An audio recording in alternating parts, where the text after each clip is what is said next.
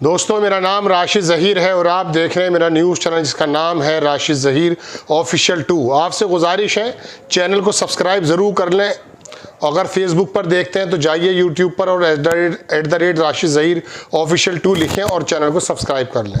कुछ खबरें बड़ी बड़ी हैं, पूरी दुनिया की नज़र इस समय यह है कि ईरान के विदेश मंत्री जो रशिया के पुतिन साहब से मिल रहे हैं उसमें निकल कर क्या आ रहा है।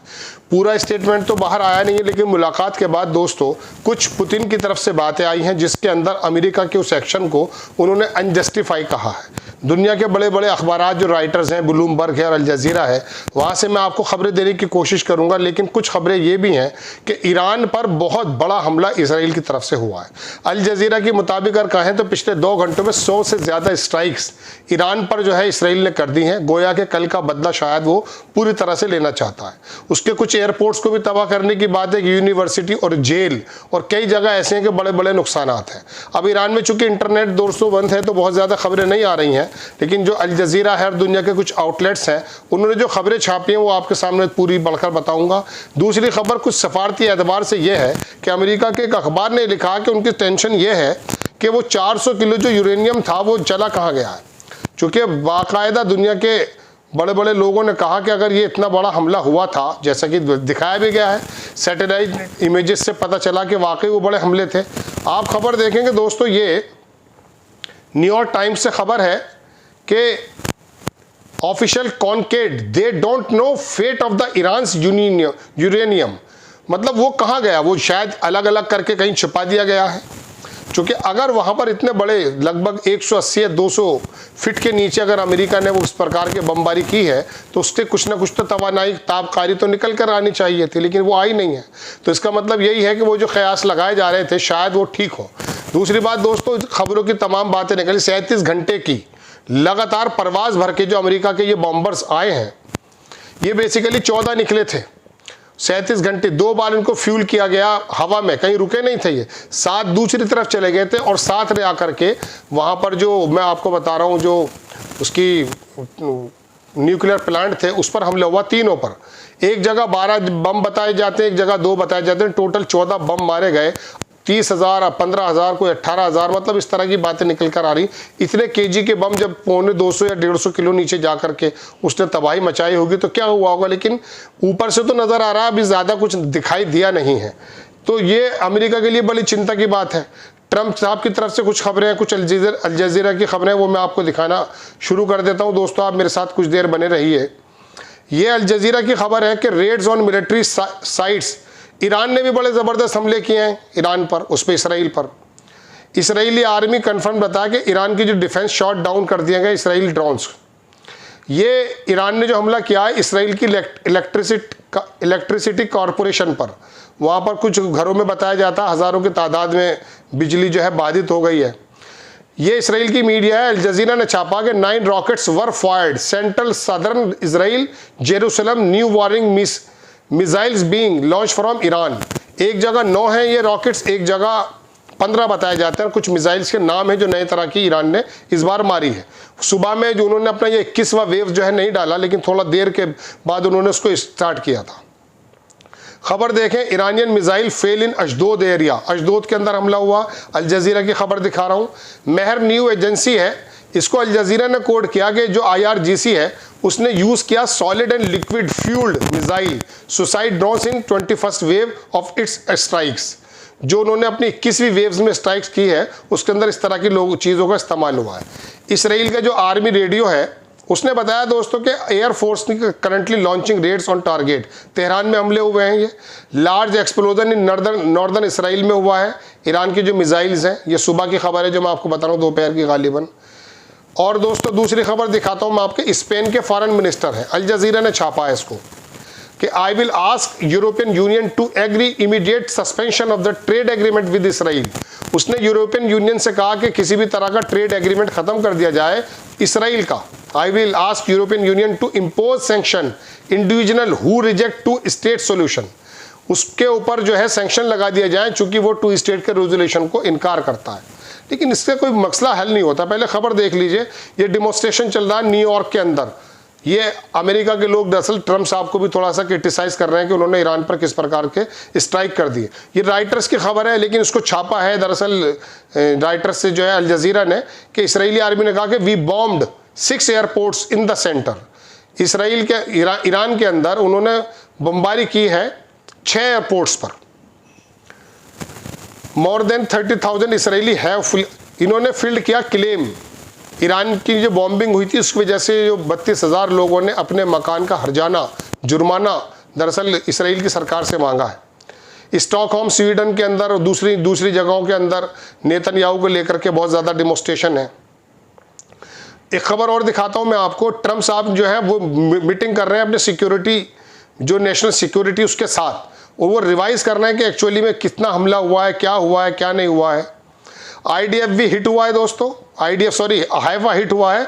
आईडीएफ ने कहा है, ये जेरूसलम पोस्ट की खबर है, इसराइल का अखबार है Jerusalem post. It's radar completely miss the Iran missile. वो कह रहे हैं हम जो है मिस कर गए और वहां पर हिट हो गया है। ईरान के जो आर्म्ड फोर्सेज हैं उन्होंने यूज किया Kheibar, Shekan, Emad, Ghadr, Fattah missile in their attacks Israel today. ये अलमायादीन की खबर है दोस्तों। ये बेसिकली अलमायादीन लेबनान का इदारा है, बहुत बड़ा अखबार है, वहाँ से खबर मैं आपको दे रहा हूँ। ठीक है जनाब, ये खबर मैंने आपको दिखा दी, मोस्ट एक्सटेंसिव। ये देखिए आप, फार्स न्यूज़ एजेंसी है, अलमायादीन ने उसको कोट करते हुए कहा है कि ईरान की जो आर्म फोर्सेज है उसने डिप्लॉय कर दिया। यही जो मैंने आपको बताए हैं, यही दोबारा से खबर आ गई थी। फ़लस्तीन, ये भी खबर देखिए। रशिया के प्रेसिडेंट की खबर है। किरेडल एक बड़ा मीडिया संस्थान है जहाँ से मैं दे रहा हूँ खबर आपको। उन्होंने व्लादिमीर पुतिन जो है उन्होंने मुलाकात की ईरान के फॉरेन मिनिस्टर से, और ये पहली मीटिंग है जब से यूएस का एग्रेशन अगेंस्ट ईरान को हुआ है। पुतिन ने यह कहा कि प्रोएक्टिव एग्रेशन जो अगेंस्ट ईरान हुआ ये अनजस्टिफाइड है। ईरान की जो फॉरेन मिनिस्टर हैं वो रशिया, उन्होंने visit to Russia will allow to discuss and consider how to resolve the current situation middle east. किस तरह से प्रॉब्लम दूर होगी इसको बताया जा रहा है। ये एक ड्रोन जो 900 है इसको दोबारा भी बताया जा रहा है किरेडल के मद्देनज़र कि सेंट्रल ईरान के अंदर इसराइल का जो है उन्होंने गिरा दिया है।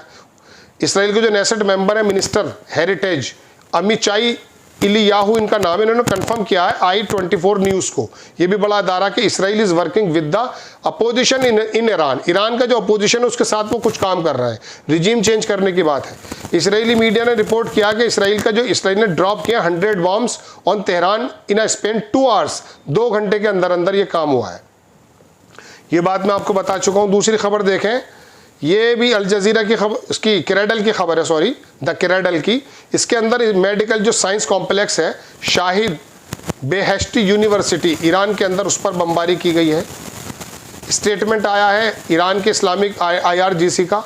उन्होंने कहा कि 21वीं जो हमने वेव्स है उसको जो है शुरू कर दी है, और उसके अंदर यही मैंने आपको जो बताया, बार बार दोहराने की ज़रूरत नहीं है, इसी तरह के उन्होंने मिसाइल्स डाले हैं। इसराइल ने टारगेट किया यूनिवर्सिटी को, ये मैं आपको बता चुका हूँ। दूसरी खबर देख लीजिए, इसराइल ने टारगेट किया इवन प्राइजन इन तेहरान की एक जेल है उसको भी हमला किया गया, वहाँ से बताया जा रहा है। कैजुअलिटी की अभी कोई खबर नहीं है। Difficult security incident reported Gaza strip, Israel helicopter have evacuated the number of soldiers Israeli hospitals. वहाँ से कुछ जख्मियों को लेकर आया जा रहा है। इसराइल का जो वॉर मिनिस्टर है कैट्स, उसकी तरफ से बयान आया दोस्तों। उसने कहा कि ये जो हमने हमला किया है ये ईरान की रिजीम चेंज होगी, उसके बाद ही यहाँ पर कुछ ढंग के काम हो सकते हैं। बेसिकली अब रिजीम चेंज करने को अमेरिका तो मना कर रहा है, लेकिन ईरान का इंटरेस्ट है। उसका कहना यह है कि जब भी हम पता कर पाएंगे कि यूरेनियम कहाँ कहाँ रखा गया है। ईरान की जो मिसाइल है वो हिट कर गई इसराइली पावर स्टेशन को अशदोद में, जो मैंने आपसे कहा था पावर स्टेशन उड़ा दिया है। दूसरी खबर देख लीजिए, इसराइल ने रेड किया है ईरानियन रेड क्रिसेंट हेडक्वार्टर पर। तेहरान के अंदर जो रेड क्रिसेंट हेडक्वार्टर है उसको हिट कर दिया है। इसराइल का जो एक खबर है ये किरेडल से, मैं इसकी पुष्टि नहीं कर रहा हूँ, द किरेडल बड़ा मीडिया संस्थान है, वहाँ से पढ़कर आपको सुना रहा हूँ सिर्फ, कि इसराइल और अरब सोर्सेज जो है उन्होंने वॉल स्ट्रीट जर्नल को ये बताया है कि Israel is interested is ending the war और ईरान सून। इसराइल जो है इंटरेस्ट है वो, चूंकि अब तो हमले उस पर भी हो रहे हैं ना, कल इसराइल पर जो हमले हुए उससे इसराइल के हालात बहुत ज़्यादा ख़राब है। ये ईरान का मिसाइल जो है अटैक हुआ है ट्रैवलर्स एट तेल अवीव एयरपोर्ट फ्लड शेल्टर्स, वहाँ पर एक इसके जो एयरपोर्ट है उस पर ईरान की तरफ से हमला हुआ है। फॉरेन मिनिस्टर जो है सैयद अब्बास अगारची, उसकी तस्वीरें आ चुकी हैं, वीडियोस भी आ रही हैं, जो प्रेसिडेंट व्लादिमीर पुतिन से मिले हैं। गाज़ा के अंदर जुल्म सितम हो रहा है दोस्तों। ये अल जज़ीरा की खबर है। एक बंदा, a father side next to the bodies of his 3 sons who were killed in Israeli strikes while waiting received aid northern Gaza. Northern Gaza में जब वो एड का रिसीव करने का इंतज़ार कर रहा था, वहाँ मार दिया गया। 3 बच्चों की बाप रो रहा है साहब। इसराइली आर्मी ने कहा कि एयरफोर्स ने वो 100, मैं आपको बता ही चुका हूँ, एक जगह से और गाज़ा से खबर है।